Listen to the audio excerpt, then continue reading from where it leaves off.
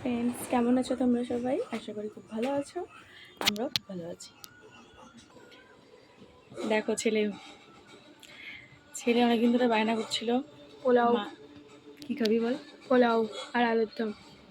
তাই জন্য ওর পছন্দের খাবার পোলাও করে ফেললাম। দেখো, এটা হচ্ছে আলুর দম,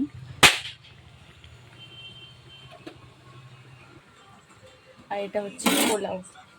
সবে বসিয়েছি, তাই জন্য হয়তো এরকম লাগছে। যখন এটা জলে দিয়েছি, এটা একটুখানি স্টিম ফুটলেই ড্রাই হয়ে যাবে। অনেক দিন ধরে বায়না করছিল খাবে, তাই আজকে ছুটির দিন করে ফেললাম। তুই কতটা ইন্টারেস্টেড পোলাও খাওয়া নিয়ে?